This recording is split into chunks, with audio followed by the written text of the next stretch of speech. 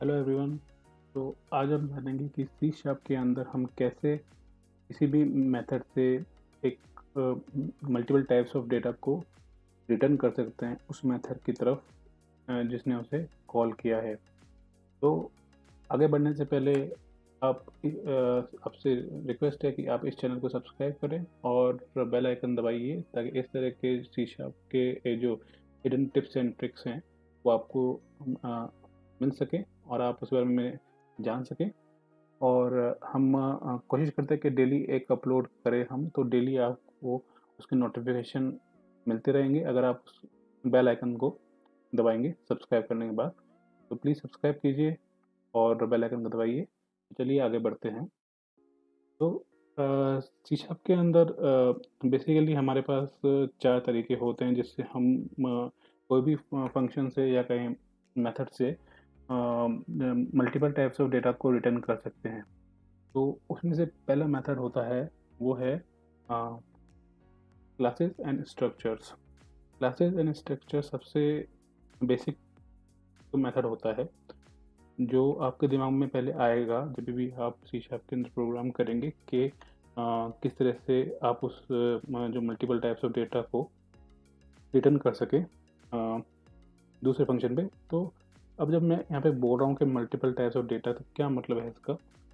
तो हम सपोज कीजिए नॉर्मली कोई भी फंक्शन हम बनाते हैं। जैसे मैंने ये फंक्शन बनाया गेट स्टूडेंट इन्फो। तो हम इस तरह से लिखेंगे गेट स्टूडेंट। हालांकि ये फंक्शन अभी इसमें पहले मैंने बना दिया था। अब इसमें किस तरह से चेंजेस करूँगा मैं, बाकी कॉलिंग में इसमें ज़्यादा चेंजेस नहीं आएंगे। इसकी डेफिनेशन में चेंजेस आएंगे। तो गेट स्टूडेंट इन्फो में रिटर्न किया, सपोज कीजिए मैं स्ट्रिंग रिटर्न कर रहा हूँ इसमें। तो आप ये देखेंगे इसमें सिंगल इन्फो जा रही है। अब आपके दिमाग में पहली चीज़ आती है कि मैं मल्टीपल इन्फो कैसे ट्रांसफ़र करूँ। पहली चीज़ आपके दिमाग में, मोस्टली लोगों के दिमाग में तो यही आएगी कि वो एक क्लास ऑब्जेक्ट कहाँ मिले। तो आ, हम क्या कर सकते हैं कि यहाँ पे एक क्लास बना सकते हैं और क्लास को स्टूडेंट इन्फो नाम दे सकते हैं, इसमें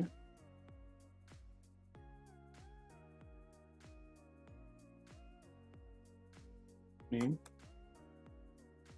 स्ट्रिंग, फोन,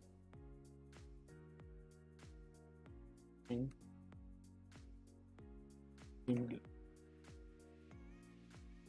और यहाँ पे उस स्टूडेंट इन्फो टाइप का हम एक रिटर्न टाइप ले सकते हैं और यहाँ से हम फिर स्टूडेंट इन्फो नाम का एक ऑब्जेक्ट रिटर्न कर सकते हैं जिसके अंदर उसका नेम,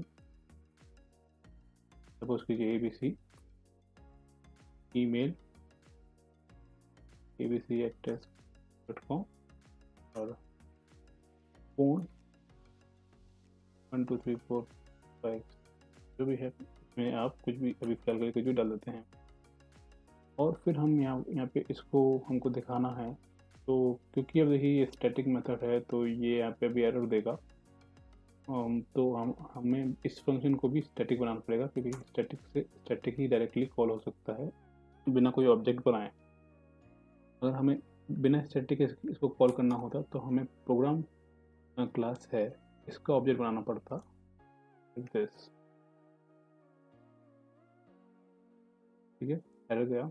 लेकिन फिलहाल के तौर पे हम स्टैटिक ही देते हैं इसको।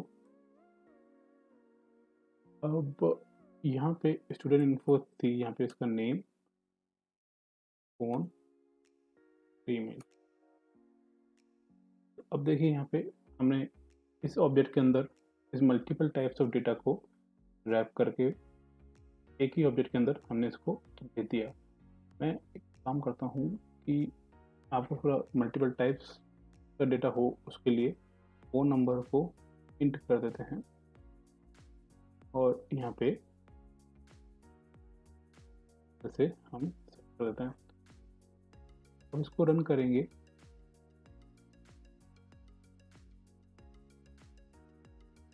तो हमारा आउटपुट उसने दिखा दिया। अब सेकेंड जो हमारा वे है वो होता है आउट पैरामीटर्स। तो आउट पैरामीटर्स भी आपके दिमाग में हमेशा सेकंड ऑप्शन या फर्स्ट ऑप्शन भी आता होगा कभी कभार कुछ लोगों के। तो आउट पैरामीटर्स के थ्रू हम मल्टीपल टाइप्स ऑफ जो वैल्यूज है उनको रिटर्न कर सकें कोई भी फंक्शन से। तो इस केस में आप क्या करेंगे, यहाँ पे सपोज कीजिए मैंने इसको वॉइड बना दिया, तो मैंने out in name out string email और आउट इंटीजर फोन, और यहाँ पे मैंने उनको नेम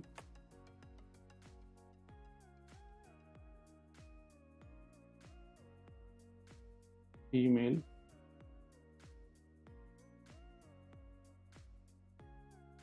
और फोन करके सेट कर सकते हैं। और यहाँ पे हमें वो पैरामीटर्स देने होंगे, without string name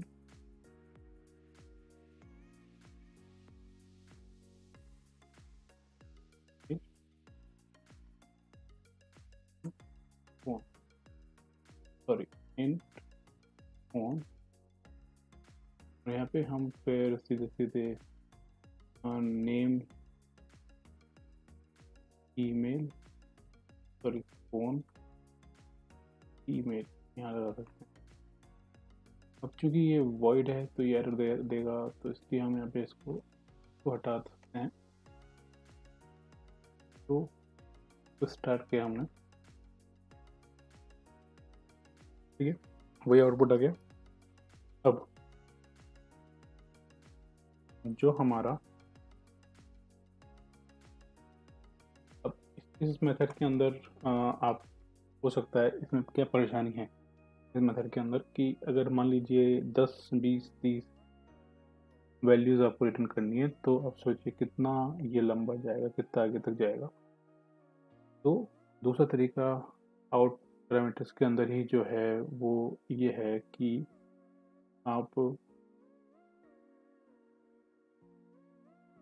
out parameters के अंदर ही क्लास ऑब्जेक्ट काम में ले सकते हैं।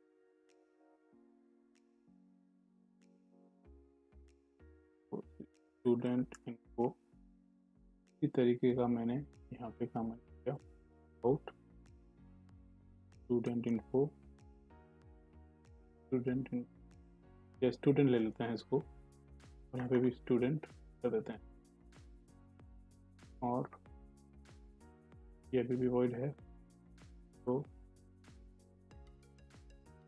स्टूडेंट इनको स्टूडेंट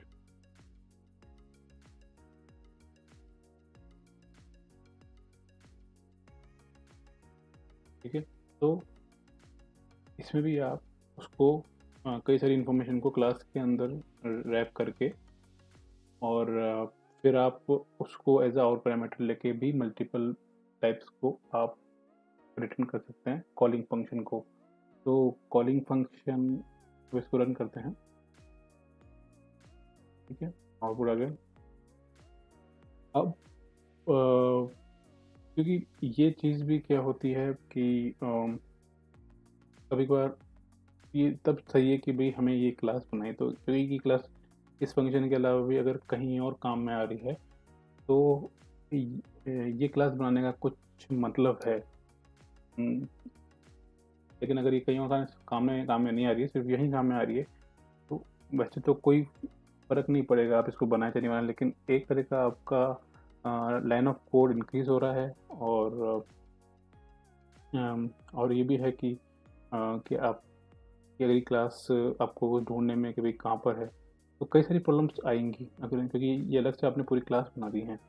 और दूसरी बात ये भी है कि जब आप ऑब्जेक्ट यहाँ पे बनाते हैं तो ये ऑब्जेक्ट मेमोरी कंज्यूम करता है। तो उसके लिए अब जो नेक्स्ट दो तरीके हैं वो मैं आपको इसमें बताता हूँ।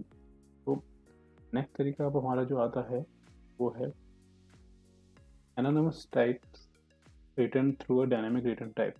तो डायनामिक टाइप्स के अंदर ये मैंने इसमें जो किया है वो ये है कि आप ये देखिए, मैंने अब गेट स्टूडेंट इन्फो के अंदर जो उसका रिटर्न टाइप है वो मैंने लगा दिया डायनामिक। डायनामिक जो होता है वो एक तरह का आप मानिए ऑब्जेक्ट है कि जो एट रन टाइम इनिशलाइज होता है। मतलब उसके अंदर किस तरह की वैल्यूज़ हैं वो कंपाइलर को रन टाइम पे मालूम पड़ती है, जब प्रोग्राम रन कर रहा होता है, ना कि तब जब वो कंपाइल होता है। तो इसके अंदर हम कितनी भी और कैसी भी वैल्यूज़ इसमें हम डाल सकते हैं, लेकिन इसका जो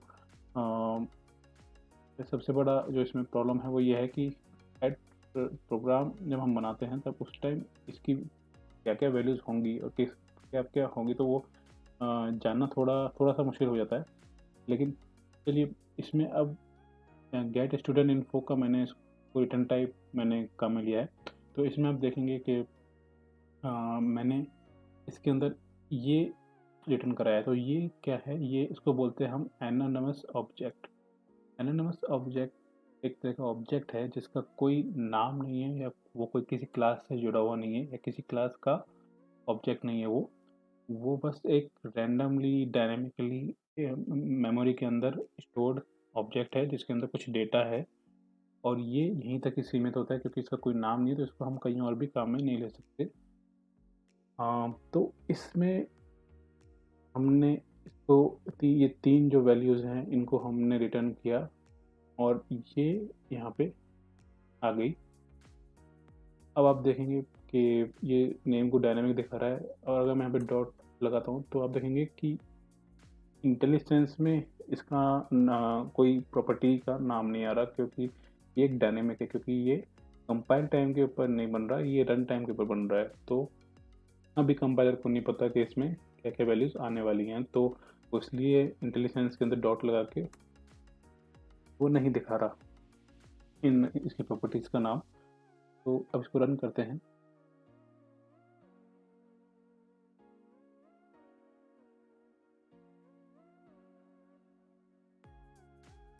तो अब नेक्स्ट थिंग है, जो नेक्स्ट तरीका है जो मैं आपको इसमें बताऊंगा, मल्टीपल वैल्यूज़ आपके रिटर्न करने की, वो है हमारा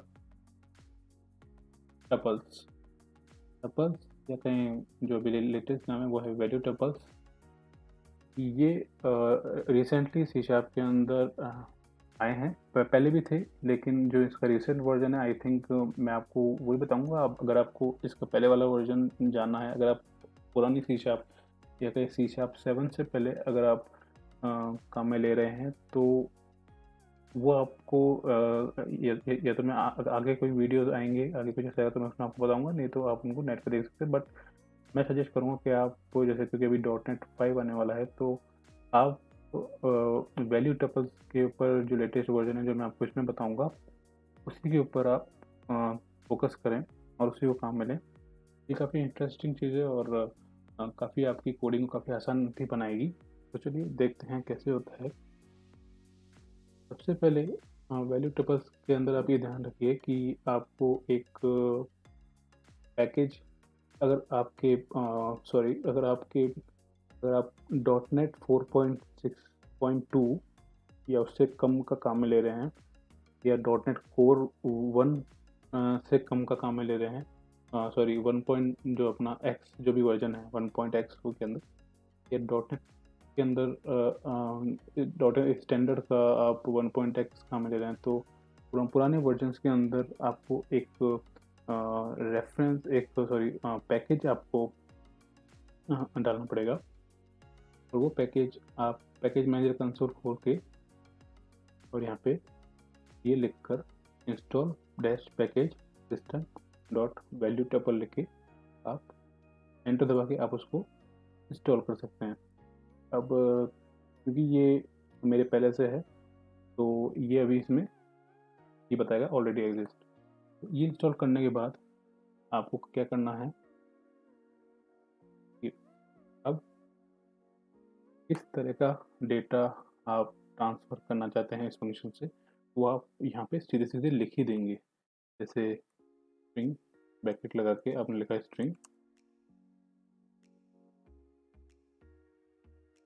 नेम स्ट्रिंग मेल और इंट फ़ोन, ठीक है? और यहाँ आप रिटर्न करेंगे सिंपली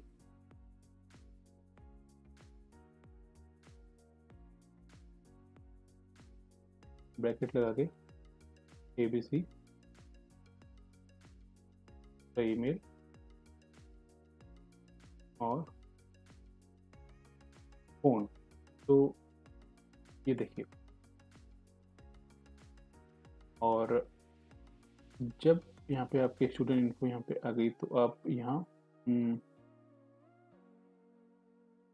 देखिए, अब इसका यही फ़ायदा है कि यहाँ पे आपके सीधे डॉट लगा के यहाँ पे ये चीज़ें भी आ गई और यहाँ पे आपको सीधे-सीधे समझ में भी आ गया, और आपने आपने ना तो कोई क्लास ऑब्जेक्ट बनाया है, ना ही आपने कोई और चीज़ इसमें जो आपकी मेमोरी कंज़्यूम करे वो बनाई है, ना ही आपका कोड इंक्रीज़ हुआ है, ज़्यादा कोड की लेंथ आगे बढ़ी है। सिंपली आपने यहाँ पे नेम,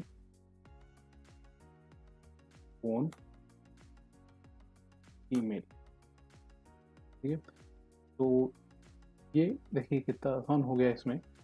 अब वो हम रन कराते हैं,